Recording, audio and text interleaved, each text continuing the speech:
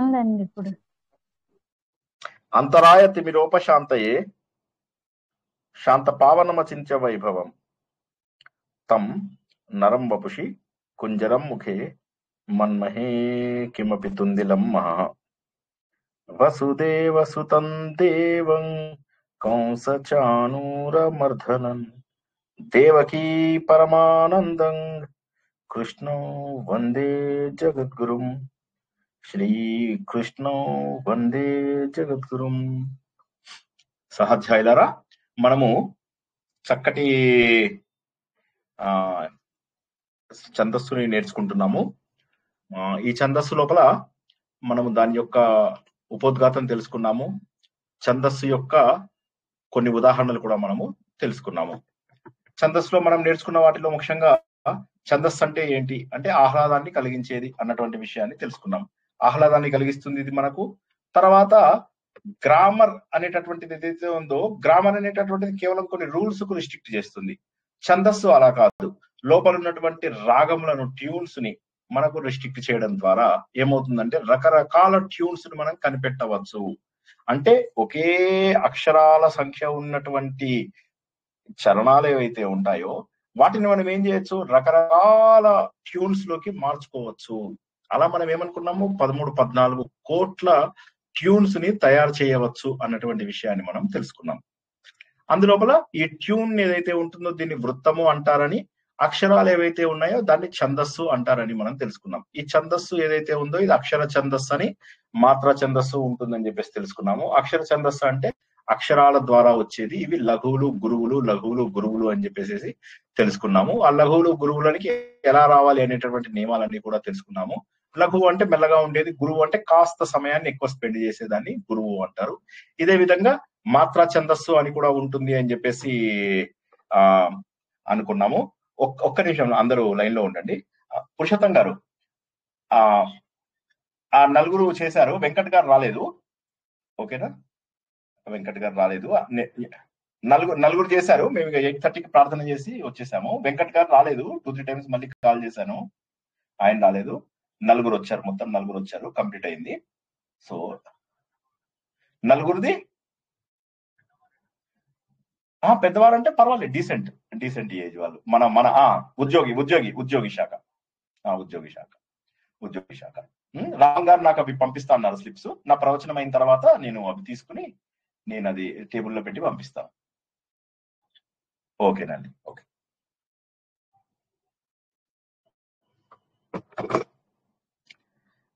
గురు పూజోత్సవము 5 ఇదిగా జరుగుతుంది అన్నమాట, దశలుగా. మిస్ అయిన వాళ్ళందరూ బాధపడతారు. మళ్ళీ వాళ్ళ కోసం మళ్ళీ ప్రత్యేకంగా చేయాల్సి వస్తుంది. ఎందుకంటే ఇది ఆర్ఎస్ఎస్ లోపల గురువందనం అనేది కంపల్సరీ. ధ్వజానికి వందనం చేస్తూ గురువు అంటే వేదవ్యాసుని గుర్తు తెచ్చుకుంటారు అనమాట అందరూ. గురువు అంటే నాలాంటి వాళ్ళు, వీళ్ళు వాళ్ళు కాదు, అలాంటి వాళ్ళు కాదు. గురువులు అంటే కేవలం మన తరానికి, ఒక్కొక్క తరానికి ఒక్కొక్క గురువు. పాదాభివందనాలు చేయించుకోవడము, పాలాభిషేకాలు చేయించుకోవడము, పూలతోటి అభిషేకాలు చేయించుకోవడము, వాళ్ళందరి కోసం కాదు గురు పౌర్ణిమ అనేటటువంటిది. గురు పౌర్ణిమ అంటే ఆ గురువు గారి యొక్క మనము గుర్తు చేసుకుంటున్నాం అది. సో ఎనీవే, దాని లక్ష్యం మనం మారిపోవడం అనేటటువంటిది జరిగింది. ఇప్పుడు మా దాంట్లో ఏంటంటే కొంతమంది ఒక రోజు ఉంటారు, కొంతమంది ఇంకో, అందుకని చెప్పేసి దీన్ని 4-5 దశలుగా చేసామన్నమాట. ఇప్పుడే అది 5వ దశ అయిపోయి ఇంటికి వచ్చేసాను. ఇవాళ చాలా తక్కువ అయిందనమాట. ఆల్మోస్ట్ అందరూ అయిపోయారు. ఒక 4-5 మిగిలారు. అందరూ 4 వచ్చారు, ఒకరు రాలేదన్నమాట. సారీ. ఎనీవే, జస్ట్ సో ఇవి ఛందస్సులు. మళ్ళీ మనం ఏమని తెలుసుకున్నాం, ఈ ఛందస్సు అనేటటువంటిది దాంట్లో వృత్తాలు ఉంటాయి అని. ఒక్కొక్క ఛందస్సులో ఎన్ని వృత్తాలు ఉండొచ్చు, ఎన్నైనా ఉండొచ్చు. ఛందస్సులు ఎన్ని రకాలు ఉంటాయి, 26-27 రకాల ఛందస్సులు ఉంటాయి అని చెప్పేసి మనం తెలుసుకున్నాము. ఎన్ని అక్షరాలు, 26 రకాల అక్షరాలు. ఒక్కొక్క పాదంలో 26 అక్షరాలు మాక్సిమం. అంటే 999 అక్షరాలు కూడా ఉండొచ్చు, కానీ అవి చదవలేదు కదా. కాబట్టి ఒక లైన్ లో 26 అక్షరాలు ఉండే వరకు దాన్ని మనం గుర్తించవచ్చు. ఆ 26 అక్షరాలు ఉండేటటువంటి వాటి అన్నిటిని మనం పేర్లుగా తెలుసుకున్నాం. ఇవన్నీ ఛందస్సులని. ఈ ఛందస్సు లోపల లఘువుల గురువుల అమరిక, ట్యూన్ ను బట్టి మనం మారుస్తామని, ఆ మార్చినటువంటి వాటిని ఏమంటారంటే వృత్తాలు అంటారని చెప్పేసి మనము తెలుసుకున్నాము. మళ్ళీ ఈ ఛందస్సు లోపల 2 రకాల ఛందస్సులని, వైదిక ఛందస్సు అని, లౌకిక ఛందస్సు అని మనం తెలుసుకున్నాము.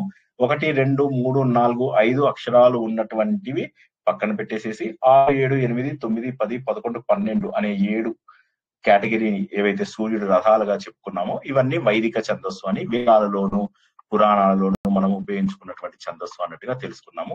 లౌకిక ఛందస్సు ఏదైతే ఉందో అది మనకు వేదిక ఛందస్సులో ఉన్నవి వాడుతూ ఎడిషనల్ గా వాళ్ళు పండితులు వాళ్ళు వాళ్ళ జ్ఞానాన్ని చూపిస్తూ సంస్కృతంలో వాళ్ళ పాండిత్యాన్ని మనకు చక్కగా ప్రదర్శిస్తూ వాళ్ళు మళ్ళీ ఇంకా ఇదిగా అనమాట ఏమంటారు తర్వాత స్థాయిలకి కూడా తీసుకెళ్తారు. 13 అక్షరాలు, 14 అక్షరాలు, 15 అక్షరాలు, 16 అలా 26 అక్షరాల వరకు కూడా తీసుకెళ్లారు. తర్వాత ఒక్కొక్క ఛందస్సు లోపల మళ్ళీ కావలసినన్ని వృత్తాలు, ఒక్కొక్క అక్షరము లఘువుగా గురువుగా మనం ఏమనుకున్నాము తకిట తదిమి, తకీట తదిమి, తకీటా తదిమి, ఇలా ఒక్క తకిట అనే దాన్ని మనం ఎన్ని రకాలుగా మార్చవచ్చో చూడండి. అలాగా మొత్తం అక్షరాలని ఎన్ని కాంబినేషన్స్ లో మార్చొచ్చో చూసుకోండి ఒకసారి. పర్మిటేషన్స్ అండ్ కాంబినేషన్స్ వచ్చిన వాళ్ళైతే దాన్ని బాగా గుర్తించగలుగుతారు. అలాగా ఇవన్నీ కూడా ఎంత అవుతుందంటే 13-14 కోట్ల రకాల వృత్తాలు ట్యూన్స్ డెవలప్ అవుతాయి అని చెప్పేసి మనం తెలుసుకున్నాం. తర్వాత మనం ఏమనుకున్నాం, ఈ లౌకిక ఛందస్సు అనేటటువంటిది ఏదైతే ఉందో ఇది మళ్ళీ మనము అన్ని 4 పాదాలు సమానంగా ఉంటే సమవృత్తాలని, 2 పాదాలు ఒక రకంగాను 2 పాదాలు ఇంకో రకంగాను ఉంటే ఏమో దాన్ని అర్ధ సమవృత్తాలని, 4 పాదాల్లో 4 ఛందస్సు ఉందనుకోండి అప్పుడు దాన్ని ఏమనుకున్నాం మనము విషమ వృత్తాలు అన్నట్టుగా అనుకున్నాం. ఇదే విధంగా మాత్రికా ఛందస్సులు అని ఉంటాయి. అందులో కూడా సేమ్ సమమాత్రిక, అర్ధమాత్రిక, విషమ మాత్రిక అని ఉంటాయి అన్నమాట. సమమాత్రిక లోపల ఇప్పుడు మనకు చౌపాయిలు అవి ఇవి మనం తెలుసుకుంటూ ఉంటాయి. ఇది మన జయ హనుమాన జ్ఞాన గుణ సాగర జయ కపీశ తిలోక ఉజాగర అవేవైతే ఉన్నాయో అది సమమాత్రిక ఛందస్సు. మళ్ళీ అందులోపలే దోహాలని ఉంటాయి. దోహా చెప్పండి ఎవరైనా, దోహా గుర్తుందా ఎవరికైనా?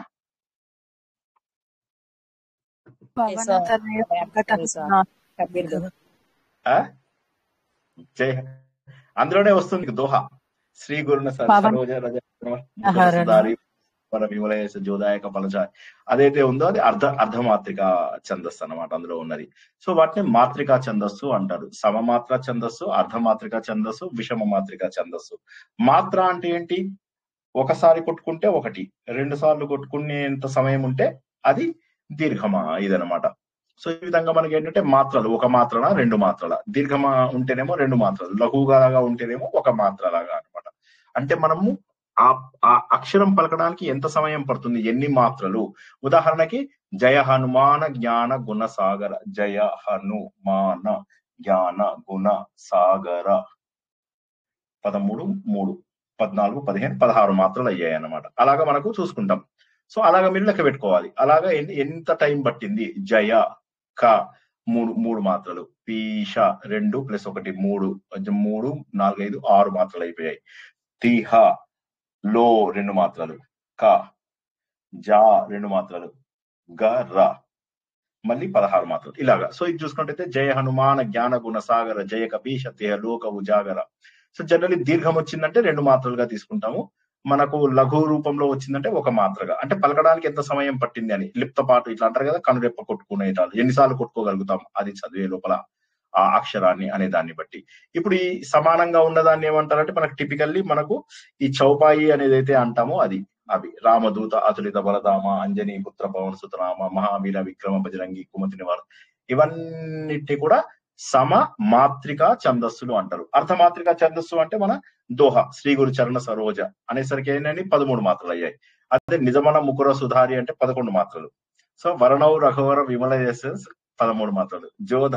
జోదాయక ఫలచారి అంటే మళ్ళీ జో 2 దాయక ఫల చారి 11 మాత్రలు. సో ఇట్లాగా మనకి ఏమవుతుంది అక్షరాలు అంటే ఒక్కొక్క దీనికి మారిపోతున్నాయి. 13, 11, 13, 11 ఇలా సగం సగం వచ్చినటువంటిదేమో అర్ధమాత్రిక. సో ఇలాగ మనకి ఇక ఉదాహరణలు ఎన్నైనా చెప్పుకోవచ్చు. ఒక్కసారి అర్థం కాని వాళ్ళు ఎవరైనా అడుగుతారా? మనకు 2 రకాల ఛందస్సులు అని చెప్పాము. ఒకటేమో అక్షర ఛందస్సు అని, ఇంకోటేమో మనకు మాత్రికా ఛందస్సు అని. అక్షర ఛందస్సులోనేమో అక్షరాలతోటి, మాత్రా ఛందస్సు ఏదైతే ఉంటుందో అందులోపల మాత్రలతోటి ఓకే ఎంతసేపు సమయం పడుతుంది అనే దాన్ని బట్టి ఉంటుంది. ఇందులో కూడా సమవృత్తము, అర్ధ సమవృత్తము, విషమ వృత్తము అని అయితే అక్షర ఛందస్సులో ఉంటే, ఇదేమో అర్ధ సమమాత్రిక ఛందస్సు, అర్ధ సమమాత్రిక ఛందస్సు, విషమ మాత్రిక ఛందస్సు అంటారు. ఎవరికైనా అర్థం కాని వాళ్ళు ఒకసారి అడగండి, ఏ డౌట్ ఉన్నా అడగండి, మనము ముందుకెళ్ళిపోదాం. నా వాయిస్ వినిపిస్తుందా? హలో, క్లియర్ గానే ఉందా? క్లియర్ గా ఉంది. వినిపిస్తుంది సార్. అర్థమైందా? ఒకటేమో అక్షరాలతోటి, అక్షరాలంటే లఘువులు గురువులు మనం గణ విభజన చేస్తాం కదా. మొన్న మనం గణ విభజన చేసాం, జ్ఞాపకం ఉంది కదా. ఇంద్ర వజ్ర, ఉపేంద్ర వజ్ర, ఇవన్నీ కూడా మనకేమవుతాయంటే ఈ సమవృత్తాలు, అర్ధ సమవృత్తాలు వస్తాయి. మనం మొన్న తెలుసుకున్నటువంటి ఇంద్ర వజ్ర దేని కిందికి వస్తుంది? సమవృత్తం. ఉపేంద్ర వజ్ర అర్ధ సమవృత్తం. తర్వాత మళ్ళీ ఉపజాతి అనేటటువంటిది ఏదైతే నేర్చుకున్నామో గత వారము, అది విషమ వృత్తంగా, అది విషమ వృత్తమేనా ఉపజాతి? ఉపజాతి లోపల కొన్ని ఇంద్ర వజ్ర, కొన్ని ఉపేంద్ర వజ్ర, లేదు వేరు వేరుగా. ఇంద్ర వజ్ర వేరు, ఉపేంద్ర వజ్ర వేరు. ఉపజాతి అర్ధ సమం, ఉపజాతి అర్ధ సమం, ఉపజాతి అర్ధ సమము. ఇంద్ర వజ్ర, ఉపేంద్ర వజ్ర ఏమో మనకు సమ వృత్తాలు. సో ఈ విధంగా మనం అవి తెలుసుకున్నాం. ఇవాళ కొత్తవి తెలుసుకుందామా? ఇవాళ జగతి తెలుసుకుందాం. ఓకేనా? అందరూ ఓకే అంటే మొదలెడతారు, లేకపోతే డౌట్ ఉంటే అడగండి. ఓకే, సో ఇది మీరు విన్నారు కదా. ఇది మన ఇప్పుడు జగతి అనేటటువంటిది ఏదైతే ఉందో, ఈ జగతినేమో ఛందస్సు అంటారు. ఈ జగతి లోపల చాలా వృత్తాలు ఉన్నాయి. అందులోపల చాలా పాపులర్ ఏంటంటే వంశస్థం గాని, తోటకం గాని, భుజంగ ప్రయాతం గాని చాలా పాపులర్. తోటకం విన్నారా? ఎవరైనా తోటకం విన్నారా? గురువాష్టకమేనండి? కాదు, అదే గురువాష్టకమే. కమలా కుచచు చుక కుంకుమతో ఇది ఏదైతే ఉందో, ఇందులోపల మీకు ఫైనల్ గా మీకు ఏమవుతుంటే సా సా సా అనే గాల ద్వారా చక్కగా వస్తుంది. ఇది తోటకము అంటారు. చెప్పండి, తోటకంలో ఏమొస్తుంది? ఎన్ని అక్షరాలు వస్తాయి తోటకంలో? ముందు చెప్పండి. తోటకం అనేది ఏ ఛందస్సు కిందికి వస్తుంది? హలో, 12 అక్షరాలు వస్తాయి సార్. 12 అక్షరాలు వస్తాయి. దీన్ని జగతి ఛందస్సు అంటారు. రాసుకోండి, జగతి ఛందస్సు. జగతి ఛందస్సులో తోటకం అనేటటువంటిది వృత్తము. రాసుకోండి, జగతి ఛందస్సు, ఇందులోపల తోటకము అనేటటువంటిది వృత్తము. జగతి ఛందస్సు, తోటకం అనేటటువంటిది వృత్తము. తోటకం లోపల ఏమొస్తాయి అనుకున్నాం మనము? తోటకం లోపల ఏ గణాలు వస్తాయని చెప్పుకున్నాము ఇప్పుడే. సా ఏమొస్తుంది చెప్పండి ఎవరైనా? యమాత రాజబాణ స చెప్పండి. దాన్ని బట్టి స అనేటటువంటి గణం ఏమొస్తుంది?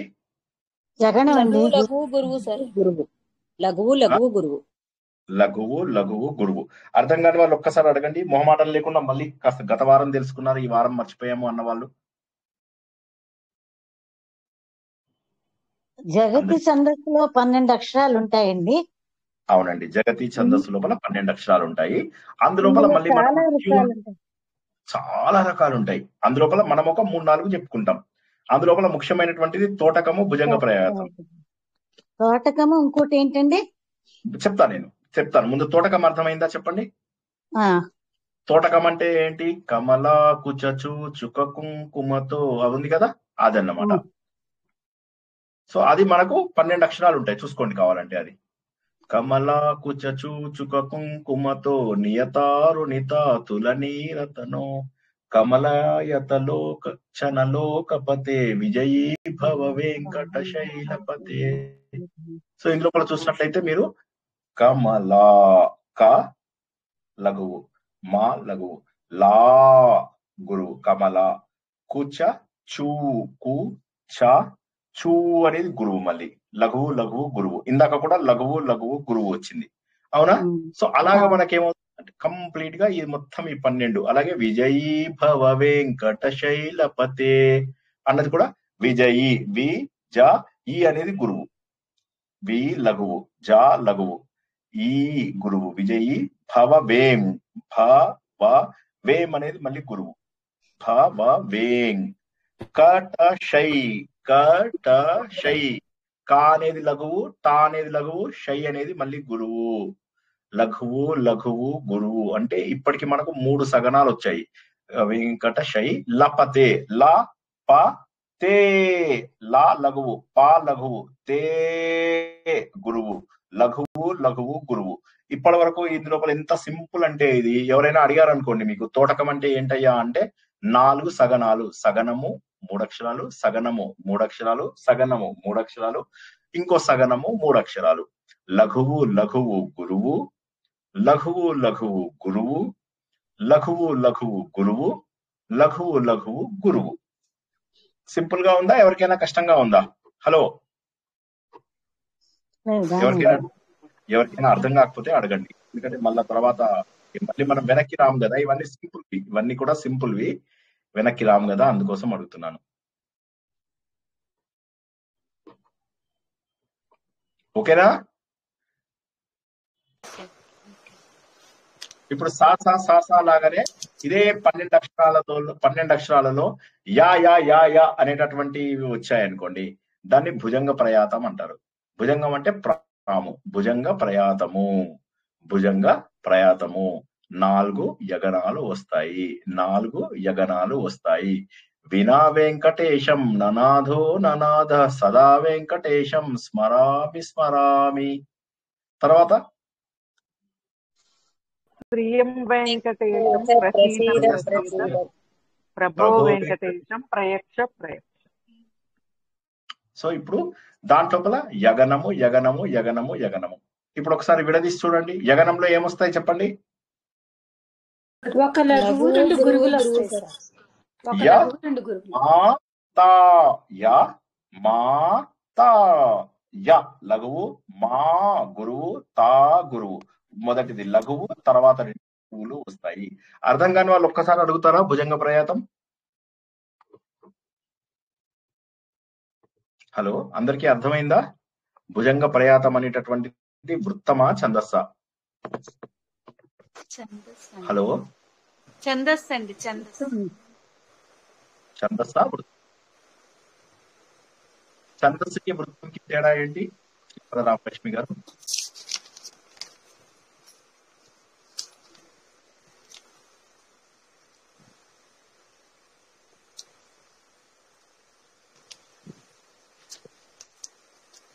ఛందస్సు అంటే పద్యము గద్యము కలిపినదండి ఛందస్సు. ఇది వృత్తం అండి. ఛందస్సు అంటే ఏంటో చెప్పండి ఫస్ట్. ఛందస్సు అంటే ఏంటి, వృత్తం అంటే ఏంటి? పర్వాలేదు, తప్పులు చెప్పినా పర్వాలేదు. ఇక మీరు మళ్ళీ మర్చిపోరు, తప్పు చెప్తే ఏమవుతుందంటే మళ్ళీ మర్చిపోరు. కాబట్టి ఛందస్సు అంటే ఏంటి చెప్పండి? పద్యము గద్యము కలిపినది ఛందస్సు. దాన్ని చంపు అంటారు. దాన్ని చంపు అంటారు. ఏమంటారు? చంపు కావ్యము, పద్యము ఓకేనా? దాంతో ఇప్పుడు మనకి సంబంధం లేదు. మీకు పద్యాలలో శ్లోకాలలో ఎన్ని పాదాలు ఉంటాయి జనరల్ గా రష్మి గారు? ఒక్కొక్క శ్లోకంలో ఎన్ని పాదాలు ఉంటాయండి? 4 అండి. 4 పాదాలు ఉంటాయి. ఒక్కొక్క పాదంలో ఎన్ని అక్షరాలు ఉంటాయి? ఎన్ని అక్షరాలు ఉండొచ్చు? 8 ఇంకా 11 సార్. 6 అక్షరాలు. ఇది జగతి ఛందస్సు కాబట్టి 12 అక్షరాలు ఉంటాయి సార్. ఇప్పుడు తెలియని వాళ్ళకు మళ్ళీ, అంటే అర్థం కాని వాళ్ళ కోసం మళ్ళొక్కసారి చెబుతున్నాను. ఇప్పుడు దీన్ని బట్టి ఏమర్థమైందంటే మీకు అర్థం కాలేదు అని అర్థమైంది.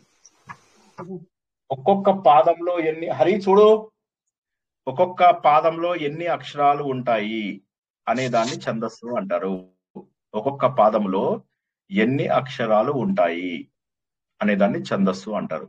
క్లియరా లేదా? అక్షరములు, కేవలం అక్షరముల కౌంట్ అంతే. అది లఘువా గురువా అనేది మనకు సంబంధం లేదు.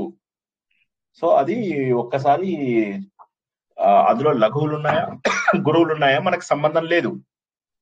ఎన్ని అక్షరాలు ఉన్నాయి అనే దాన్ని ఛందస్సు అంటారు. రామలక్ష్మి గారు అర్థమైందండి మీకు? అర్థమైంది. ఎన్ని అక్షరాలు ఉంటాయి అనేది ఛందస్సు అంటారు. అందులోపల పాట యొక్క ట్యూన్ మార్చామనుకోండి, దాన్ని వృత్తం అంటారు. నోటేషన్ అంటే ట్యూనింగ్ మారిస్తే వృత్తం అంటారండి.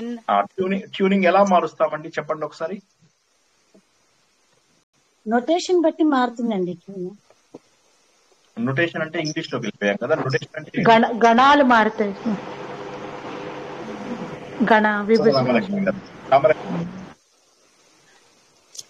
గణాలు మారితే ట్యూనింగ్ మారుతుందండి. గణం అంటే ఏంటి చెప్పండి?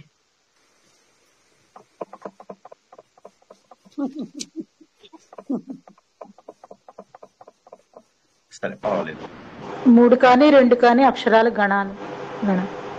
అక్షరం అంటే రామలక్ష్మి గారు అక్షరాలంటే తెలుసా? ఇప్పుడు అక్షరాలంటే తెలిసిందా? ఫస్ట్ ఒకసారి చెప్పండి.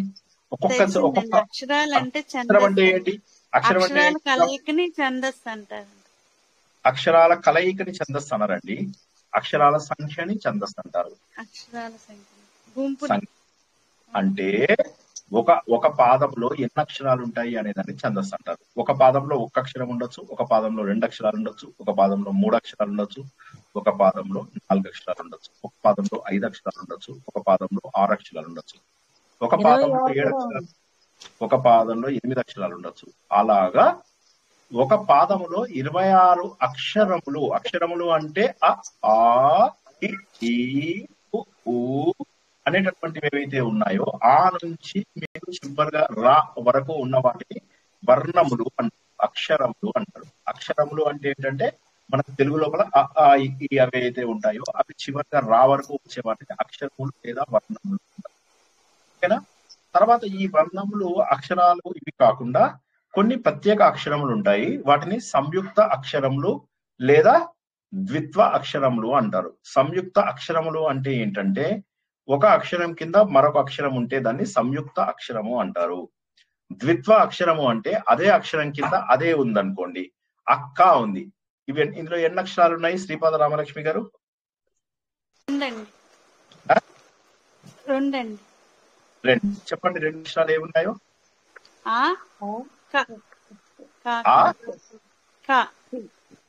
ఆ కా 2 ఉన్నాయి.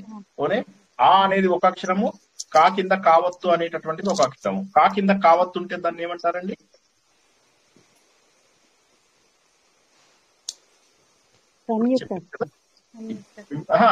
ఎవరి పేరు అడిగితే వాళ్ళు చెప్పండి కదా, సులువు అవుతుంది అప్పుడు. రామలక్ష్మి గారు, కా కింద కా ఉంటే దాన్ని ఏమంటారండి? దాన్ని సంయుక్త అక్షరం, ద్విత్వ అక్షరము అంటారండి. ఏ అక్షరం కింద అదే ఉందనుకోండి దాన్ని ద్విత్వ అక్షరము అంటారు. ద్విత్వ అంటే 2, ఒకే అక్షరము 2 సార్లు పలికితే దాన్ని ద్విత్వ అక్షరము అంటారు. అక్క అనే దాని లోపల ఆ అనేది ఒక కా కింద కావస్తున్నది ఒక 2 అక్షరములు. సరేనా? అలా కాకుండా సత్య అక్షరం. సత్య అంటే ఎన్ని అక్షరాలు రామలక్ష్మి గారు? 2. ఏవేవో చెప్పండి ఒకసారి. సాన్ ఏమంటారండి? మామూలు అక్షరము. త్యా ఏమంటారండి? ద్విత్వాక్షరం. ద్విత్వాక్షరం అంటే దాని కింద అదే ఉంటే, ఏ అక్షరం ఉంటే ఆ అక్షరం కింద అదే ఒత్తుగా ఉంటే దాన్ని ద్విత్వ అక్షరము అంటారు. ఇది సంయుక్త.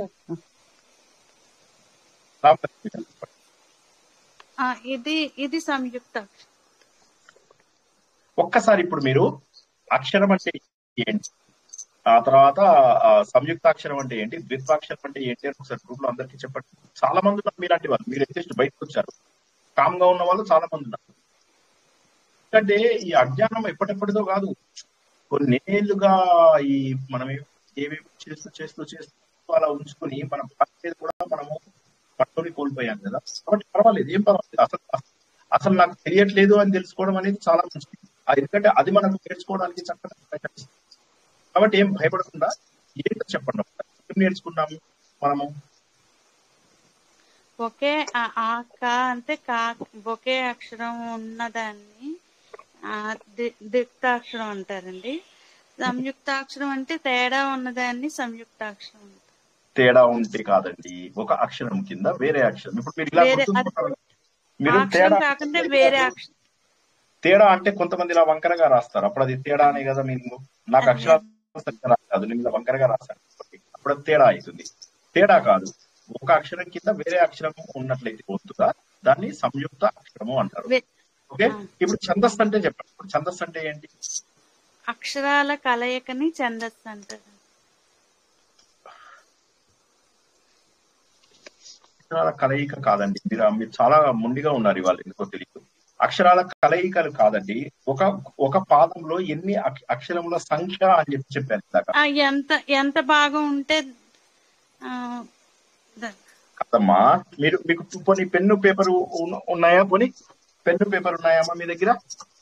రాసుకున్నానండి, రాసుకునే తప్పు చెప్తున్నాను. ఒక్కసారి పోనీ పెన్ను పేపర్ రాసుకుంటే పోనీ మళ్ళీ ఒక్కసారి చూసుకుని చదవండి, ఏం పర్వాలేదు. తప్పు చదవండి, ఏం పర్వాలా, ఏం లేదు. ఇప్పుడు ఇందులో చాలా మంది, ఇప్పుడు మీరు అడుగుతున్నారు, అడగని వాళ్ళు చాలా మంది ఉన్నారు. ఇప్పటికీ కూడా అక్షరానికి సంఖ్యకు తేడా తెలియని వాళ్ళు ఎంతమంది ఉన్నారు? కాబట్టి మరి చెప్పండి, ఛందస్సు అంటే ఏంటి? ఛందస్సు అంటే నడక నచ్చండి. ఛందస్సు అంటే రాసుకోండి. ఛందస్సు అంటే ఒక పాదములో ఉన్న అక్షరముల సంఖ్య. ఒక పాదంలో ఉన్న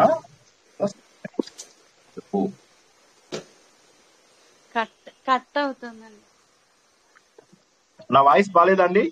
హలో, కట్ అవుతుంది సార్, కొంచెం బ్రేక్ అవుతుందండి. బ్రేక్ అవుతుంది. కాకపోతే నేను మొదటి నుంచి రాలేదు కాబట్టి నేను రాసుకోవట్లేదు సార్, ఊరికే వింటున్నాను.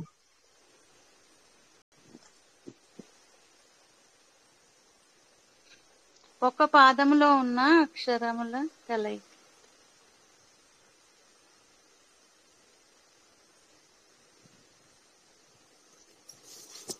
ఈ వాయిస్ చెప్పట్లేదు సార్.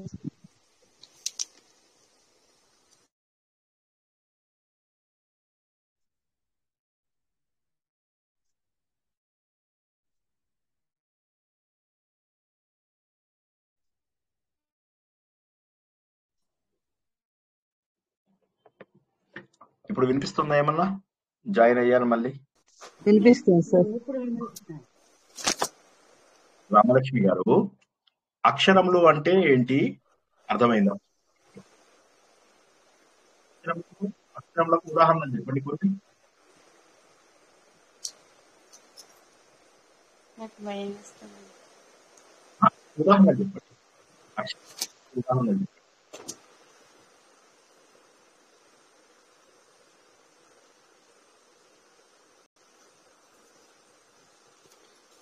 ఇంకెవరైనా చెప్పండి, అక్షరములు అంటే ఏంటి ఉదాహరణలు చెప్పండి. అక్షరములకు ఎవరైనా ఉదాహరణ చెప్పండి. అక్షరములు అంటే ఏంటి? అవన్నీ అక్షరాలండి. అవును, అక్షరాలు అవి. ఆ తర్వాత అక్షరాలు మళ్ళీ అచ్చులు హల్లులు అని 2 భాగాలుగా విభజిస్తారు యాక్చువల్ గా. ఉభయ సర్గాలు అని. అదే ఏ అక్షరం కింద అదే అక్షరం యొక్క ఒత్తు వస్తే దాన్ని ద్విత్వాక్షరము అంటాము. ఒక అక్షరం కింద వేరే అక్షరం యొక్క ఒత్తు వస్తే దాన్ని సంయుక్తాక్షరము అంటాము. ఛందస్సు అంటే ఒక పాదంలో ఎన్ని అక్షరాలు ఉన్నాయో ఆ సంఖ్య, అది ఛందస్సు. వృత్తము అంటే ఛందస్సులు ఎన్ని రకాలు? 26 రకాలు ఉండే. 26 రకాలు. 26 రకాలు అంటే ఏంటి? దాని అర్థం ఏంటి? 26 రకాలు అంటే దాని అర్థం ఏంటి? అంటే ఒక పాదంలో ఒక అక్షరం గాని 2 అక్షరాలు గాని అలా ఒక పాదంలో 26 అక్షరాల దాకా ఉండొచ్చు. దాన్ని ఛందస్సు అంటాం. ఆ అక్షరాల యొక్క అంటే కలయిక, దాన్ని మార్పు చేస్తే అది ట్యూన్ మారుతుంది కాబట్టి దాన్ని వృత్తము అంటారు. ఎగ్జాంపుల్ చెప్పండి. దేనికి చెప్పమంటారు సార్? ఎగ్జాంపుల్ ట్యూన్ మారడానికి ఒక ఎగ్జాంపుల్ చెప్పండి. నేను చెప్పిన ఎగ్జాంపులే చెప్పండి. ఇప్పుడు జగతి ఛందస్సు తీసుకున్నామంటే దానిలో 12 కాంప్లికేటెడ్, మళ్ళీ జనాలకు కన్ఫ్యూజ్ అవుతారు. జగతి ఛందస్సు వదిలేసేయండి, మనం ఛందస్సు నేర్చుకోవట్లేదు. దృష్టుప్ ఛందస్సు, అనుష్టుప్ ఛందస్సు సార్. దృష్టుప్ ఛందస్సు, అనుష్టుప్ ఛందస్సు. ఎన్ని ఉన్నాయంటారు మొత్తం? ఇప్పుడు సుధామోహన్ గారు ఎన్ని అక్షరాలు ఉన్నాయి, ఎన్ని ఉన్నాయంటారు ఛందస్సులు మొత్తం? ఛందస్సులు ఎన్ని రకాలు అంటారు సుధామోహన్ గారు? సుధామోహన్ గారు చెప్పండి. ఒకసారి అనురాధ గారు మ్యూట్ లో ఉండండి. ఒకసారి సుధామోహన్ గారు మేడం చెప్పండి, ఎన్ని ఉంటాయండి? 26. ఛందస్సు అంటే ఏంటి? ఛందస్సు అంటే అది అక్షరాల సమూహం. అదే ఛందస్సు అంటే ఎన్ని లెటర్స్ ఉన్నాయో ఒక పాదంలో అన్నది అది ఛందస్సు సార్. ఎన్ని ఉన్నాయో లెటర్స్ అది ఛందస్సు. ఓకే, మరి వృత్తం అంటే ఏంటి? నాకు అర్థం అవ్వలేదు సార్ వృత్తం. ఓకే, సరే, ఇంకెవరైనా అర్థం కాని వాళ్ళు ఉన్నారా? అదే నేను ఇందాక నుంచి నేను అడుగుతున్నది అదే, అర్థం కాని వాళ్ళు ఉన్నారా? అర్థం కాని, ఎందుకంటే మనం అర్థం కాకుండా చెప్పుకుంటూ వెళ్ళిపోతే అప్పుడు ఎవరికి లాభం? ఇప్పటికి 3 క్లాసులు అయ్యాయి, చూస్తున్నాను కదా 30 మంది 40 మంది కూడా చూడట్లేదు. అంటే ఇదే ఏంటంటే ఎప్పటిప్పటి అజ్ఞానం అలా ఉండిపోతుంది. అంటే మన లోపల బాధ అనిపించటం లేదా? మీకు ఒకసారి ఆలోచించండి. ఇప్పుడు మన వయసు ఎంత, మనం ఇప్పుడు ఇంత చిన్న చిన్న విషయాలను కూడా అర్థం చేసుకోలేని స్టేజ్ లో ఉన్నామంటే ఎంత కష్టం ఆలోచించండి. దానికి నేనేం చెప్పాను, వాటిలో ఉన్నటువంటి అక్షరాల అమరిక మారితే అక్షరాల సంఖ్య అంతే, అక్షరాల సంఖ్య అంతే.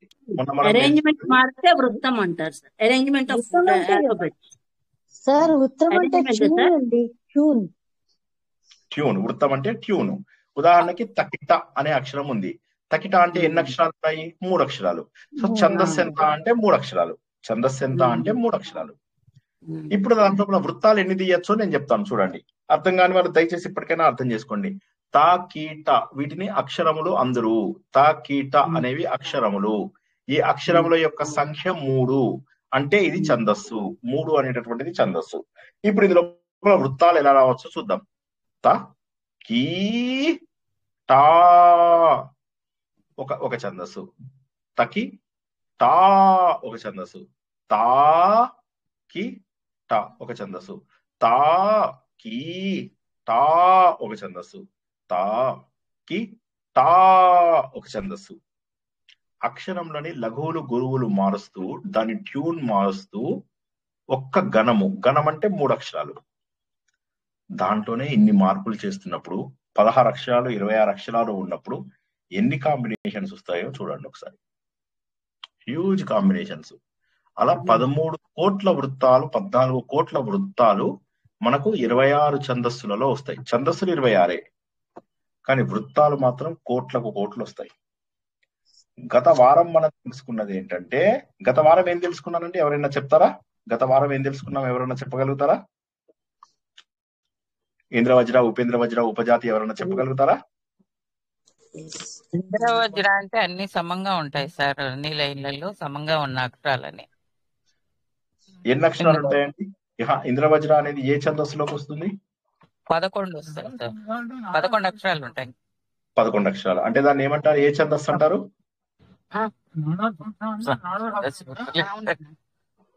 హలో హలో హలో ఛందస్సు గుర్తు రాలేదు సార్. త్రిష్టుప్ సార్. త్రిష్టుప్ ఛందస్సు. త్రిష్టుప్ ఛందస్సు. ఎవరో మాట్లాడుతున్నారండి? ఎవరో మాట్లాడుతున్నారు. మాట్లాడుతుంటే ఎట్లా అర్థమవుతుంది చెప్పండి క్లాసు? మాట్లాడుతున్నారు మ్యూట్ లో. పోనీ మీకు ఏదైనా వేరే పని ఉంటే చక్కగా పని చేసుకోండి, ఏముంది, హడావిడి ఏముంది.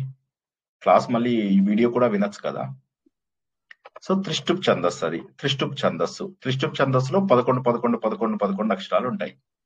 ఆ త్రిష్టుప్ ఛందస్సు లోపల 3 వృత్తములు మాత్రం నేర్చుకున్నాము. ఒక వృత్తము పేరు ఇంద్రవజ్ర, మరొక వృత్తం పేరు ఉపేంద్ర వజ్ర, ఇంకొక వృత్తం పేరు ఉపజాతి అనేటటువంటి 3 రకాల వృత్తములను నేర్చుకున్నాము. ఈ 3 రకాల వృత్తాలకి మనం ఉదాహరణలు తెలుసుకున్నాం. వాటి ట్యూన్స్ ఎలా మారుతాయి అనేది తెలుసుకున్నాం. మొదటి దాంట్లో ఏం తెలుసుకున్నాము? ఇంద్రవజ్ర లోపల త త జ 2 గురువులు వస్తాయి అని చెప్పి తెలుసుకున్నాము. తగనము, తగనము, జగనము. తగనం అంటే 3 అక్షరాలు, తగనం అంటే మళ్ళీ 3 అక్షరాలు, జగనం అంటే మళ్ళీ 3 అక్షరాలు. 3 ముళ్ళ 9 అక్షరాలు. తర్వాత 2 గురువులు. తద జ గ 3 ముళ్ళ 9 10 11 అక్షరాలు. దాన్ని ఇంద్రవజ్ర అంటాము. ఉపేంద్ర వజ్ర వచ్చేసరికి ఏమవుతుంది? కొద్దిగా ట్యూన్ మారి త త జ గ గ రాకుండా జ త జ గ గ వస్తుంది. ఇందులో కూడా చూస్తే జగనం 3 అక్షరాలు, తగనం 3 అక్షరాలు, జగనం 3 అక్షరాలు. 3 3 3 9 అక్షరాలు, 2 గురువులు 11 అక్షరాలు. సో అక్షరాల సంఖ్యలో మార్పు లేదు. అంటే ఛందస్సు త్రిష్టుప్ ఛందస్సే, కానీ ఇందులోపల అమరిక మనకు మారింది. ఎలా మారింది? మొదటి దాంట్లో ఏమో తత జగగా, ఇప్పుడేమో తత జగగా, ఇప్పుడేమో జతజ గగా. ఈ విధంగా దాని గణముల యొక్క విభజన. గణం అంటే ఏంటి? లఘువుల గురువుల అమరిక. అంటే లఘువులని గురువులను మారుస్తే దాన్ని మనం ఏమంటాము? లఘువుల గురువుల అమరికని గణము అంటాము. ఆ గణములు యమాత రాజబానస అనేటటువంటి యా గణము, మా గణము, తా గణము, యమాత, ర గణము, జ గణము, భ గణము, నా గణము, స గణము. యమాత రాజభానస అనేటటువంటి 8 రకాల 3 అక్షరముల గణములు ఉన్నాయి. ఇవి కాక 2 అక్షరముల గణములు కూడా ఉన్నాయి. 3 అక్షరముల గణాలు మనకు తెలిసిపోయినాయి. ఇప్పుడు యమాత రాజభానస అనేటటువంటివి 8, ఇవి 3 గణాల యొక్క ఇవి కాకుండా 2 అక్షరాల గణాలు కూడా ఉంటాయి. దాంట్లో మొదటి దాన్ని య అంటారు, య గణము. సారీ, యమాత రాజభానస అయిపోయింది. వగనము, వాగనము, ఇంకా ఇంకోటి ఒకటి ఉంది, ఏంటి చెప్పండి? గా అనేది గణం కాదు, హ అనేటటువంటి గణము. హ తర్వాత వా. తెలిసిన వాళ్ళ కోసం, తెలియని వాళ్ళు మళ్ళీ కొత్తగా నేర్చుకోండి. 2 అక్షరాలవి కూడా గణాలు ఉంటాయి. ఇప్పుడు మనం 3 అక్షరముల గణములు నేర్చుకున్నట్టుగానే 2 అక్షరముల గణాలు కూడా ఉంటాయి. అందులో మొదటిది హగనము. ఈ హగనం లోపల ముందు గురువు వస్తుంది, తర్వాత లగనం. 2 అక్షరాలు. ఉదాహరణకి సత్య. సత్య ఒకసారి ఘన విభజన చేయండి. ఎవరన్నా సత్య అనే దాన్ని ఘన విభజన చేయండి. గురువు లఘు సార్. గురువు లఘు. మొదటి దీన్ని ఏమంటారు? హ అనేటటువంటి గణము అంటారు. మనం ఇంతకుముందు ఏం నేర్చుకున్నాము?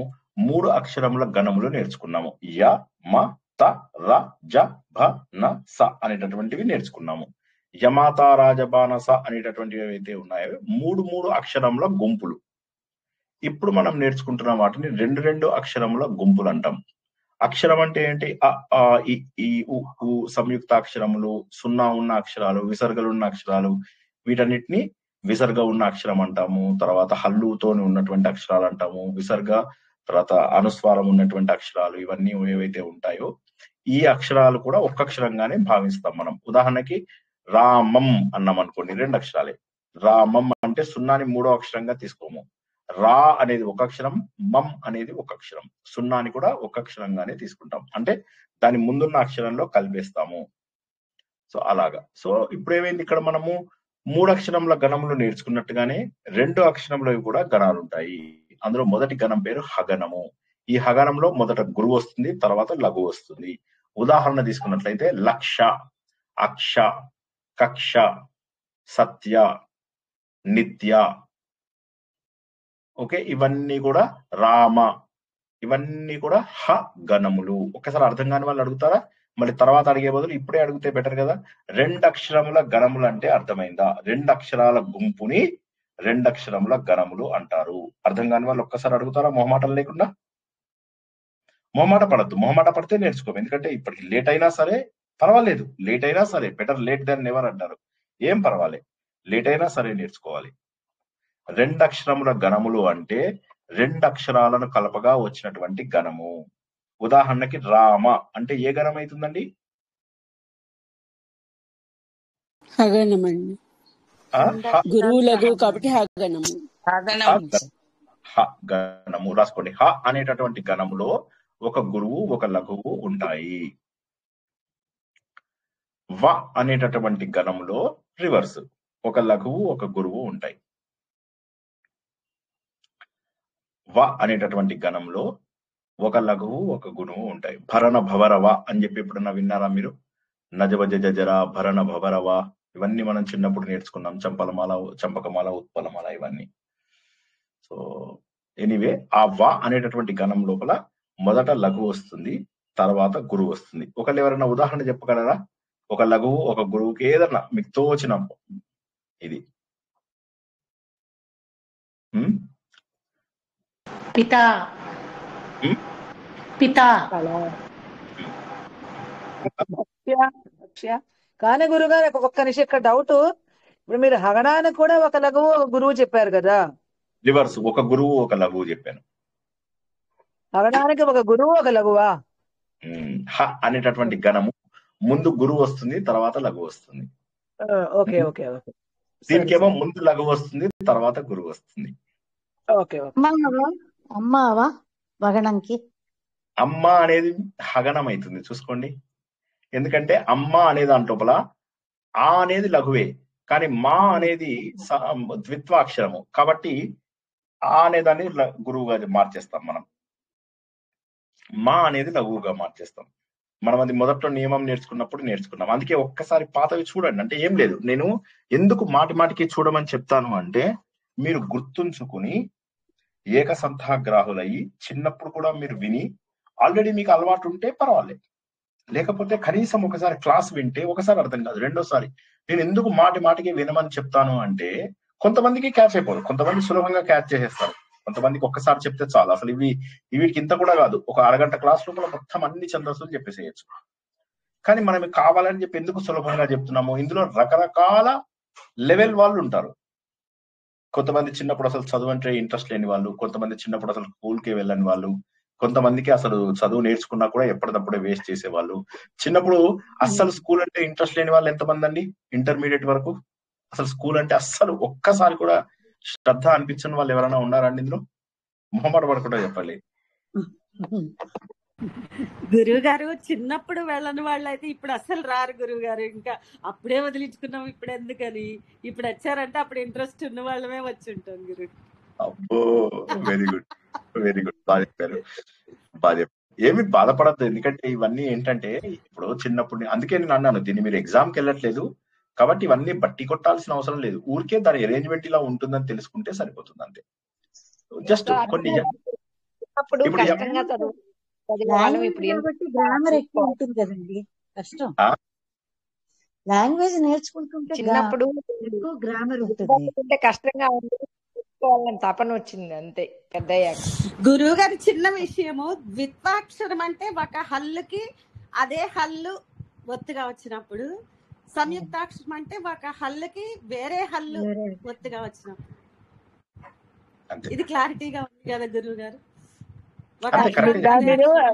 ఇంకోటి తీసుకోండి మరి, ఇక్కడ పద్మ అని తీసుకోండి అమ్మా. పద్మాలో ఉంది కదా, పద్మ అనే పేరు ఉంది కదా, ఆ ద్మాలో దకారం ఉంది, దా కింద మనం మకారం రాస్తున్నాము. అంటే పైన దా ఉంది, దకా అంటే అక్కడ అంటే తవర్గంలో, సంస్కృతం తెలిసిన వాళ్ళకి తెలుస్తుంది, తవర్గంలో దకారం వచ్చింది, మకారానికి దా కింద మకారం వచ్చింది కనుక అంటే పవర్గంలో మనం మకారం రాస్తున్నాం. అంటే అక్కడ వేరే 2 అక్షరాలు అయ్యారు కనుక ఇదేమవుతుంది ఇక్కడ, ఇది సంయుక్త అక్షరం అవుతుంది. అక్క ఉందనుకోండి, కా కింద కా ఒత్తు రాస్తున్నాం మనం, అది ద్విత్వాక్షరం. అలాగే లక్ష్మి కూడా అనండి, లక్ష్మి కూడా అంతే, లక్ష్మి కూడా అంతే సంయుక్తాక్షరం. సో అలాగా. సో ఇప్పుడు మీకు అక్షరాలు ఏంటి, అక్షరమాల ముందు ఒకసారి నేర్చుకుని ఇలు ఎంతవరకు మీరు రా వరకు నేర్చుకోండి అందరూ చక్కగా. నేర్చుకున్న తర్వాత ఏం చేస్తారు మీరు, అక్షరాలలో కాంబినేషన్స్ నేర్చుకోండి. అమ్మ, ఆ అమ్మ, ఆ ఆవు, ఈ ఇల్లు, ఈ ఈశ్వరుడు, ఇవి ఒకసారి మెల్లగా ప్రాక్టీస్ చేయండి. తప్పేముంది, పెద్ద బాల శిక్ష అని ఒక బుక్ దొరుకుతుంది మీకు, బయట దొరుకుతుంది, మా RSS లో మంచి బుక్ ఉంటుంది, అది కూడా ఇవ్వమంటే ఇస్తాను. కానీ మా పెద్ద బాల శిక్ష చాలా మంచి స్టాండర్డ్ ఉంటుంది RSS ది, ఎవరికైనా దొరికితే కొనుక్కోండి. సో చాలా అద్భుతమైన పెద్ద బాల శిక్ష, చాలా బాగుంటుంది. RSS బొమ్మలతో చాలా అద్భుతమైన ప్రింట్ ఉంది, వీలున్న వాళ్ళు తప్పకుండా తీసుకోండి. ఇంటి దగ్గర RSS శాఖలు ఉంటాయి, మీకు ఎవరిని అడిగినా కూడా వాళ్ళు తెచ్చిస్తారు మీకు దగ్గరలో ఉన్న స్టోర్స్ లోంచి. అది కాకపోతే మీరు బయట వెళ్ళి కూడా లావాటి పెద్ద బాల శిక్షలు ఉంటాయి, అవి కూడా కొనుక్కోవచ్చు. తెలుగు కాస్త మనకు నేర్చుకుంటే కొద్దిగా అలవాటు అవుతుంది, తెలుగు కదా మనకు ఇది మాతృభాష, కొద్దిగా నేర్చుకోండి. ఎనీవే, సో ఇప్పుడు మనకు ఛందస్సు అంటే ఒక లైన్ లో ఎన్ని అక్షరాలు ఉన్నాయి అనేదాన్ని ఛందస్సు అంటారు. అవి 26 రకాల ఛందస్సులు అని చెప్పేసి చెప్పుకున్నాం. ఆ ఛందస్సులో 7 అక్షరాలు, 8 అక్షరాలు, 9 అక్షరాలు, 10 అక్షరాలు, 11 అక్షరాలు, 12 అక్షరాలు ఇలా ఉంటే వాటిని ఏమంటారు, వైదిక ఛందస్సు అంటారు. అంటే వేదాలలో ఉపయోగించినటువంటి ఛందస్సు అది. అదే మనకేంటి అనుష్టుప్ ఛందస్సు, త్రిష్టుప్ ఛందస్సు, జగతి, పంక్తి, బృహతి, ఉష్ణిక్, ఇవన్నీ కూడా ఆ కేటగిరీ అన్నమాట. మిగతావన్నీ ఏవైతే ఉన్నాయో అవి లౌకిక ఛందస్సు. లౌకిక ఛందస్సు అంటే మన శ్రీనాథుడు, వాళ్ళు కవులు, మహాకవులు అందరూ, మాగుడు, బాణుడు, హర్షుడు, వీళ్ళందరూ రాసినటువంటి ఛందస్సులు ఏవైతే ఉంటాయో అవన్నీ కూడా లౌకిక ఛందస్సులు. మీరు నేను కూడా రాయొచ్చు, నారాయణ భట్టాద్రిది కూడా లౌకిక ఛందస్సు. ఈ లౌకిక ఛందస్సుల్లో మనకేంటి వృత్తాలుగా మార్చుకున్నాం మనం. ఏంటి వృత్తాలంటే, లౌకిక ఛందస్సులోను గాను వేదిక ఛందస్సులోను గాను వృత్తాలు ఉంటాయి. ఆ వృత్తాలు ఏ రకాలు, ఒక్కొక్క ట్యూన్ మార్చుకోవడం. ఇప్పుడు మనం ఇందాక ఏం నేర్చుకున్నాం, మనము ఇవాళ నేర్చుకున్నది ఏంటండి, మనము జగతిన పంక్తిన ఏం నేర్చుకున్నాం ఇవాళ? జగతిన, బృహతిన, పంక్తిన ఎన్ని అక్షరాలు ఉంటాయి లోపల? 12 అక్షరాలు ఉంటాయి. 12 అక్షరాల లోపల 2 వృత్తాల పేర్లు చెప్పండి. 3 ఉన్నాయి, 2 నేర్చుకున్నాం మనం. చెప్పండి. అంటే చాలా ఉన్నాయి, 2 నేర్చుకున్నాం. వాటి పేర్లు చెప్పండి. 2 వృత్తాల పేర్లు. ఒకటి తోటకం, రెండవది భుజంగ ప్రయాతం. భుజంగ ప్రయాతము. ప్రయాతము. ఓకే, ప్రయాసము కాదు, ప్రయాతము. ఓకేనా? ఒకసారి ఎవరైనా ఎగ్జాంపుల్ చెప్పండి. తోటకానికి ఒక ఎగ్జాంపుల్ చెప్పండి. తోటకానికి ఉదాహరణ, తోటకానికి గురవాష్టకం కావచ్చు, మన ఇది కమలా కుచ సూచుక కుంకుమచే, అదే నారాయణీయంలో అయితే 55 దశకం ఉంది సార్. 4 సగనాలు వస్తాయి గురుగారు, 4 సగనాలు దశకం ఉంది సార్. 55వ అది చెప్పచ్చు. మీకు ఇంకా ఇది సింపుల్ ఉంది కదా, అధరం మధురం వదనం మధురం, అది మీకు తోటకం. తోటకం చాలా సింపుల్ యాక్చువల్ గా, తోటకం బాగా వాడతారు కూడా, చాలా ఈజీ కూడా. సగనం సగనం సగనం సగనం, అధరం మధురం వదనం మధురం, ఇది. అట్లాగే కమల కుచచు చుకకు కుమతో, చూసారా? 3 అక్షరాలు 3 అక్షరాలు 3 అక్షరాలు 3 అక్షరాలు, సగనము సగనము సగనము సగనము, ఇది తోటకం. ఇదే 12 అక్షరాలతోటి మరొక వృత్తం ఉంది. ఈ 12 అక్షరాలను ఏమంటాం మనము? ఏమంటాము? జగతినా బృహతినా? జగతి. జగతి. ఈ జగతిలో ఒకటి ఏం చెప్పుకున్నాం మనము? భుజంగ ప్రయాతం. భుజంగ ప్రయాతం అంటే పాము కదిలినట్టుగా కదులుతుందమ్మా. నమామి నారాయణ పద పంకజం. ఇప్పుడు మనం ఇందాక తెలుసుకున్నటువంటిది. ఇంకోటి ఏం ఎగ్జాంపుల్ తెలుసుకున్నాం మనం? పాడండి, మొత్తం పాడండి. వినా వెంకటేశం ననాదో ననాద సదా వెంకటేశం స్మరామి స్మరామి హరే వెంకటేశం ప్రసీద ప్రియం వెంకటేశం ప్రయచ్చ ప్రయచ్చ. ఇందులో కూడా 12 అక్షరాలే. ప్రతి లైన్ లో 12 అక్షరాలు 12 అక్షరాలు 12 అక్షరాలు 12 అక్షరాలు, 12 4ల 48 అక్షరాలు ఉన్నాయి మనకు. మొత్తం 48 అక్షరాలతోటి ఉన్నటువంటి 4 పాదాలు 12 12 12 12. కానీ దీంట్లో ట్యూన్ ఎలా ఉంది? 12 అక్షరాలని 4 గణములుగా విడదీశాము. 3 అక్షరాలు 3 అక్షరాలు 3 అక్షరాలు 3 అక్షరాలు, అలా తీస్తే ఒక్కొక్క గణము యగనము యగనము యగనము యగనము అయింది. తోటకం అయితే సగనము స గణము స గణము స గణము. 4 సగనాలు ఉంటేనేమో తోటకము, 4 యగనాలు ఉంటే ఏంటది? భుజంగ ప్రయాతము. ఓకేనా? ఇది కాక వంశస్థం అని ఒకటి ఉంది. వంశస్థం లోపల జత జర అని చెప్పి అందులోపల వస్తుంది. వంశస్థంలో కూడా 12 అక్షరాలే. జత జర జత జర, జా 3 అక్షరాలు, తా 3 అక్షరాలు, జా 3 అక్షరాలు, రా 3 అక్షరాలు. నమామి నారాయణ పాద పంకజం కరోమి నారాయణ పూజనం సదా పద వదామి నారాయణ నామ కీర్తనమ నామ నిర్మలమ, నామ నిర్మలం కీర్తనం ఏదో వస్తుంది. స్మరామి నారాయణ తత్వం, అది అదొకసారి చూసుకోండి అది. ఓకే, నమామి నారాయణ, దీన్ని వంశస్థం అంటారు.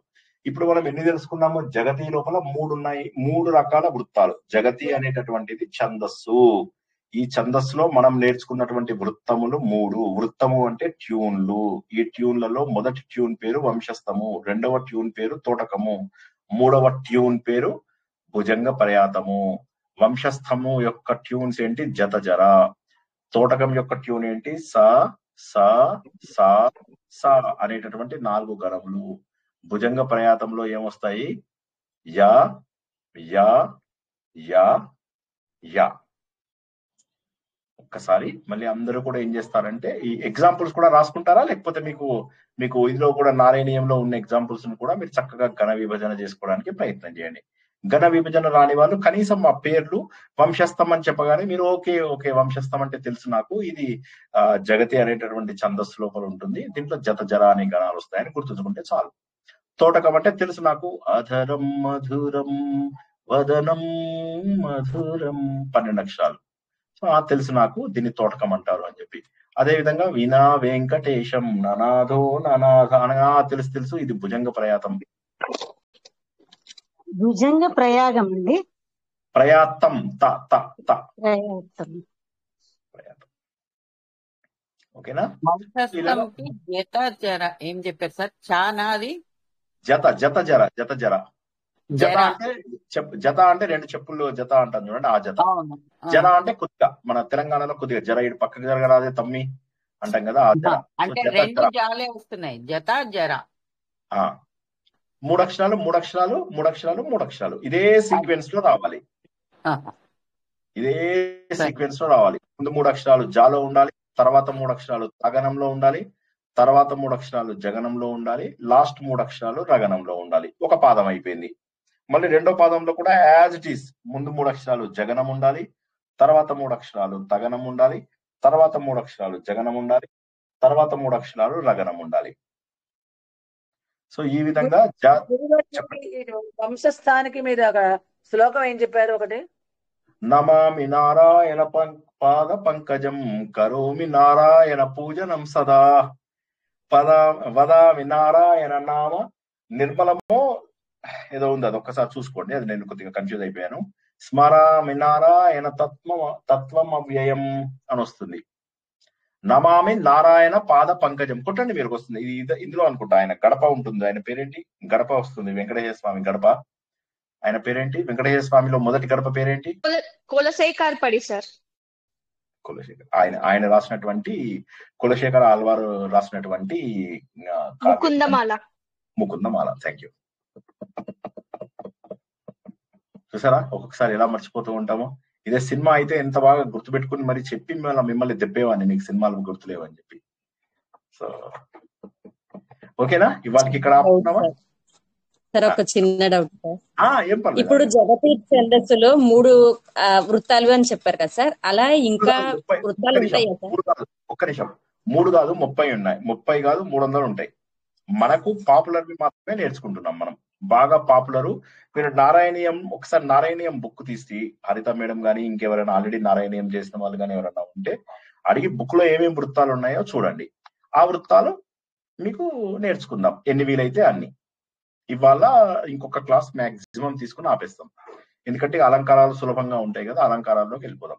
ఇది కూడా సులభమే, ఇది కూడా మీరే బట్టి కొట్టాల్సిన అవసరం లేదు. మీకు తెలిస్తే చాలు, ఓ ఇలా ఉంటుంది అని చెప్పి తెలిస్తే చాలు, బాగుంటుంది, నచ్చుతుంది అన్నమాట.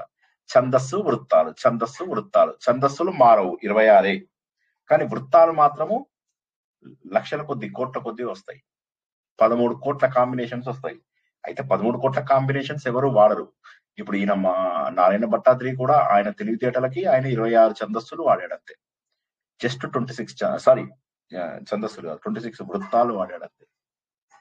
ఛందస్సులు ఆయన ఒక 7-8 వాడుంటాడు. సో బట్ వృత్తాలు ఆయన 26 వాడాడు. వృత్తం అంటే ట్యూన్ అని గుర్తుంచుకోండి. వృత్తం అంటే గురువుల లఘువుల అమరిక మార్చడం ద్వారా. ఉదాహరణకి రాముడు, రముడు, రముడు, రాముడు, రాముడు. చూసారా, ఒక్క రా మా డ అనే 3 అక్షరాలను మనం ఎన్ని రకాలుగా మార్చొచ్చో చూసారా. సో అలాగా ట్యూన్ అన్నమాట.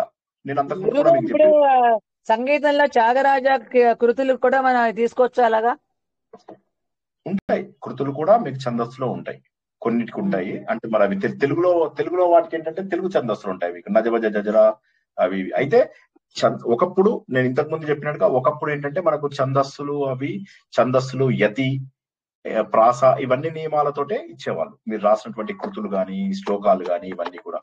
తర్వాత శ్రీశ్రీ వచ్చినప్పటి నుంచి ఏమైందంటే భావానికి ప్రాధాన్యత ఇచ్చేసి ఏ దేశ చరిత్ర చూసినా ఏమున్నది గర్వ కారణం నరజాతి చరిత్ర సమస్తం పరపీడన పరాయణత్వం అనుకుంటూ ఆయన అలాగా సరదాగా ఇది చేసి మరో ప్రపంచం అదేవా ఓ మహాత్మా ఓ మహర్షి ఏది సత్యం ఏదసత్యం ఏది నిత్యం ఏదనిత్యం ఏది నరకం ఏది నాకం ఓ మహాత్మా ఓ మహర్షి. ఇందులో ఎక్కడ మనకు పెద్దగా గ్రామరు అవి నియమాలు ఏమీ ఉండవు అన్నమాట. కానీ వింటుంటే ఎట్లా ఆవేశం అనిపిస్తూ ఉంటుంది. అదే విధంగా మరో ప్రపంచం అని మరి కొంతమంది కుర్ర వాళ్ళు పుట్టుకతో వృద్ధులు, పేర్లకి ఫకీర్లకి పుకార్లకి నిబద్ధులు.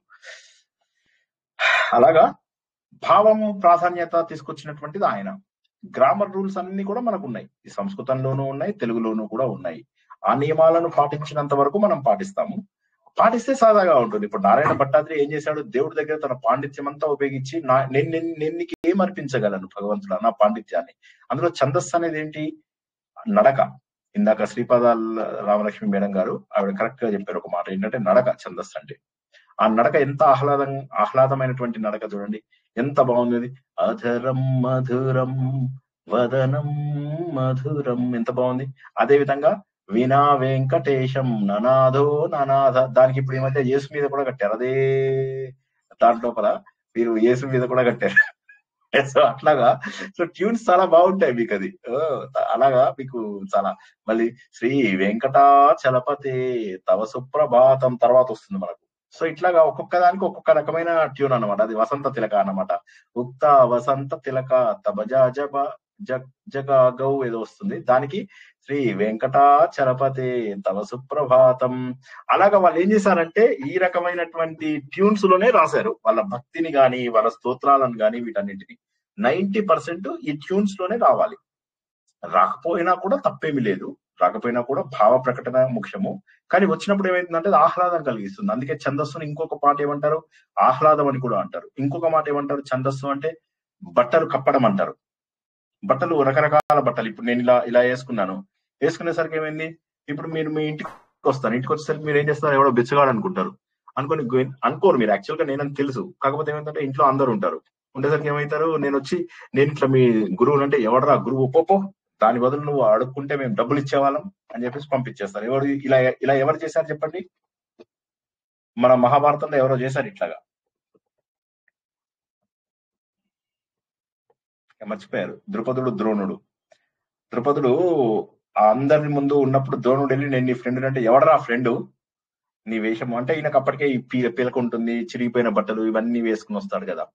అందరిలో ఆయనకి ఇజ్జత్ పోతుంది. ద్రుపదుడికి పోయేటట్టు చేసి నువ్వేండి. అదే విధంగా నేను గడ్డంతో దాంతో వస్తే నేను గురువుని అంటే, ఎవడరా గురువు, నీకు ఏమైనా డబ్బులు కావాలంటే చెప్పి ఇస్తాం, కానీ అంతేగాని గురువుని అంటే ఎట్లాగా అంటారు. కానీ మీకు తెలుసు గురువు అని, కానీ ఫ్రెండ్స్ ముందు ఇజ్జత్ పోతుందని చెప్పేసి అంటే బట్టలు ఎంత మార్పుని తెస్తాయి. సో ఛందస్సు అనేది ఏంటి, ఆచ్ఛాదన ఇచ్చేదాన్ని ఛందస్సు అని కూడా అంటారు అనమాట. అంటే మనకేంటి, ఒక రకమైనటువంటి అందాన్ని కలిగిస్తుంది ఛందస్సు అనేది. ఇప్పుడు అదే నేను కళ్ళజోడు పెట్టుకొని గడ్డమంతా తీసేసి నల్ల రంగు వేసుకొని స్టైలిష్ గా వచ్చాననుకో, వస్తే ఆగో మా గురువు గారు చూసావా, ఆయన ఇటు ఆధ్యాత్మిక అని చెప్తారు, అటు స్టైలిష్ గా కూడా కళ్ళజోడు జీన్స్ ప్యాంట్ వేసుకొని వెళ్తారని చెప్పేసి చెప్తారు, గొప్పగా చెప్తుంటారు. జస్ట్ ఎగ్జాంపుల్ కోసం చెప్పాను, అలా ఎవరు చేయరు. ఇదంతా ఎందుకంటే ఛందస్సు యొక్క గొప్పతనం. ఛందస్సు అంటే చక్కటి ఆచ్ఛాదన, చక్కటి ఆహ్లాదం కలిగించేటటువంటి ఇది. అలా చేయడంతో ఆయన భగవంతుడితో చాలా తొందరగా మమేకం అవ్వగలిగాడు. అది కాక ఆ ట్యూన్ చదువుతూ ఉంటే ఆ ఆనందం కూడా వేరుగా ఉంటుంది. ఇంకొకటి ఏంటంటే చదివే పద్ధతిని బట్టి అందరూ ఒక రకంగా చదవడం మొదలవుతుంది, లేకపోతే ఒక్కొక్కళ్ళు ఒక రకంగా చదువుతుంటారు. ఇప్పుడు మనకు చాలా రకాల పారాయణాలలో తప్పులు చదువుతూ ఉంటారు జనాలు. ఎందుకు చదువుతుంటారు, ఒకళ్ళు ఒక ట్యూన్ ఫాలో అవుతారు, ఇంకో ట్యూన్ ఫాలో అవుతుంటారు. గంపగొత్తుల పారాయణాలు ఉంటాయి కదా, అందులోపల ఇష్టం వచ్చినట్టు చదువుతుంటారు, ఎవరికి తోచింది వాడు చేస్తూ ఉంటారు. ఇప్పుడు రాముడిది ఒకసారి భద్రాచలంకి వెళ్ళాం, అక్కడ ఆయన చదువుతూ ఉన్నాడు, ఆయనని మేము ఫాలో అవ్వాలంటే చాలా కష్టం అయిపోతుంది. సో ఎవరికి తోచిన ట్యూన్ లో వాళ్ళు చదవడం మొదలెట్టామన్నమాట. నేను ఒక ట్యూన్ లో చదువుతున్నాను, ఎట్లా అంటే చాలా కఠోరంగా నేను చదువుతున్నాను, నా పక్కన కూర్చోవడానికి జనాలు భయపడిపోయారు. పారాయణం చేస్తే వీడి పక్కన ఉండొద్దు అన్నట్టుగా వెళ్ళిపోయారు అన్నమాట. అందరూ పారిపోయారు, చిల్లా చిల్లరైపోయారు. ఆయన చదువుతున్నది ఒక రకంగా, నేను ఒక రకంగా చదువుతున్నాను అనమాట. అట్లాగా. సో అందుకోసమని ఏంటంటే నియమాలు పెట్టారు. నియమం పెట్టినప్పుడు ఏమవుతుందని ఆ ట్యూన్ ప్రకారం వెళ్తే చాలా ఆహ్లాదంగా చాలా బాగుంటుంది అనమాట. అది మెయిన్ ఛందస్సు యొక్క ముఖ్య ఉద్దేశం అని తెలుసుకుంటే చాలు. మీకు తెలిసింది ఏంటంటే ఛందస్సు అనేది వేదం యొక్క అంగము, ఇది వేదాన్ని కాపాడడానికి వచ్చింది అన్నటువంటి విషయం తెలుసుకుంటే సరిపోతుంది. వీటి పేర్లు కాస్త తెలుసుకుని వీటిని వృత్తాలు అంటారు అని తెలుసుకుంటే చాలు. ఇవాళ మీరు కూర్చుని ఘన విభజన ఇవన్నీ చేస్తే మంచిదే, కానీ చేయాల్సిన అవసరం లేదు. నేను మొదటి నుంచి కూడా చెప్పింది ఏంటంటే ఇది ఒక చిన్న విషయం లాగా నేర్చుకోండి అంతే, దీని మీద పెద్ద స్ట్రెస్ తీసుకోవద్దు, కానీ ముందు బేసిక్స్ తెలుసుకుంటే సరిపోతుంది. ఓకేనా? ఇవాళ కాపుకుందామా? ఏమైనా డౌట్స్ ఉన్నాయా?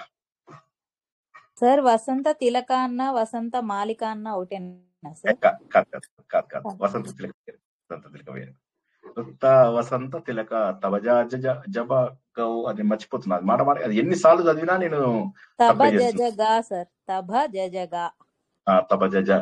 ఉక్త వసంత తిలక తబజా జగ గౌ తబజా జగౌ గగః తబజా జగౌ గః ఉక్త వసంత తిలక తబజా జగౌ గః. ఇప్పుడు కరెక్ట్ చెప్పినట్టు, ఉక్త వసంత తిలక తబజా జగౌ గః.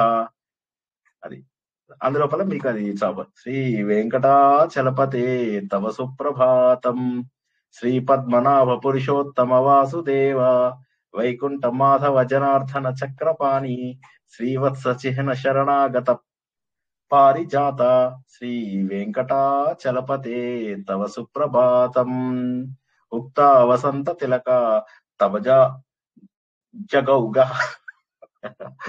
చూసారా ఎంత అంటే ఇవి ఎంత బ్యూటిఫుల్ గా ఉంటాయి ఛందస్సులు. ఇది వేరు, ఇది 14 అక్షరాలు ఉంటాయి. వసంత తిలక లోపల 14 అక్షరాలు ఉంటాయి. దాన్ని షక్వరి అంటారు. ఛందస్సు పేరేమో షక్వరి అంటారు. షక్వరి లోపల ఒక ఒక ఒక వృత్తం పేరు షక్వరి అనేటటువంటి ఛందస్సులో 14 అక్షరాలు ఉంటాయి. అందులో ఒక వృత్తం పేరు వసంత తిలక. ఓకేనా? అది వచ్చే వారం తెలుసుకుందాం. ఇవాళకి సరిపోయిందా? చాలా ఏమైనా ప్రశ్నలు ఉంటే అడగండి.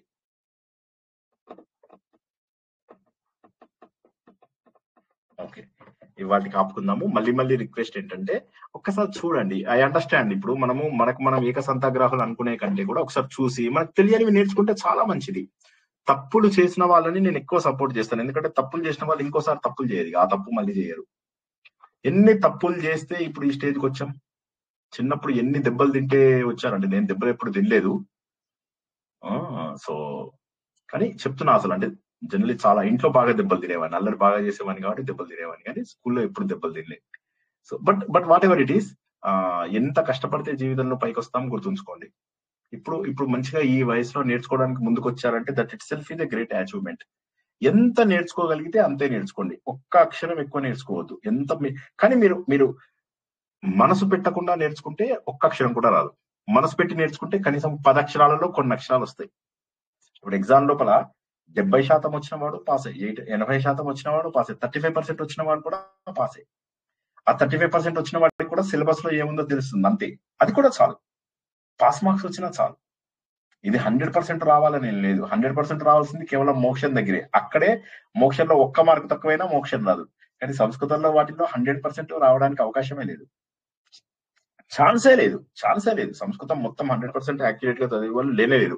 పెద్ద సంస్కృత పండితులు కూడా ఎన్ని తప్పులు చేస్తారో నాకు ప్రత్యక్షంగా తెలుసు. ఓకేనా? సో అందరికీ కూడా ఈ రోజు తరగతిని వీలైనన్ని సార్లు చూస్తారని, ఇంతకు ముందు జరిగిన తరగతులను కూడా వీలైనన్ని సార్లు చూస్తారని, ఛందస్సు మరీ అంత ఫోకస్ చేయాల్సిన విషయం కాకపోయినా కాస్త ఉదాహరణలు అవి తెలుసుకుంటే సరదాగా ఆహ్లాదంగా ఉంటుంది మనస్సు అని తెలుసుకుంటే వచ్చే వారంతో పూర్తి చేసుకుందాం ఛందస్సు ఎన్నైతే అన్ని. ఇక ఆ తర్వాత వారం నుంచి అలంకారాలు ప్రారంభించుకుందాము. మీరందరూ ఇప్పటి నుంచే అలంకారాలకు బ్యూటీ కిట్ అన్ని కూడా కొనుక్కొని సిద్ధంగా ఉండండి. అందరూ కూడా కొంత శ్రమ పెడతారని, కాస్తంత కష్టపడతారని, కాస్తంత ఇష్టపడుతూ కష్టపడతారని ఆశిస్తూ ఈరోజు తరగతిని ఇక్కడికి ముగించుకుందాం. మళ్ళీ రేపు రాత్రికి అత్యంత కష్టమైనటువంటి నిర్వాణ దశకము తరగతి ఉంటుంది. నిర్వాణ దశకంలో 2వ శ్లోకము కంప్లీట్ చేసుకుని 3వ శ్లోకంలోకి ప్రవేశిస్తాం. రేపు ఏం జరిగింది ఇప్పటి వరకు, ఎందువల్ల మనని మనం గుర్తించలేకపోతున్నాము అనేటటువంటి సత్యాన్ని మరింత ఎనాలిసిస్ చేసుకుని రేపు నేర్చుకుంటాం. అందరికీ కూడా శుభరాత్రి, శుభోదయం. జై శ్రీకృష్ణ. జై శ్రీకృష్ణ. జై శ్రీకృష్ణ. జై శ్రీ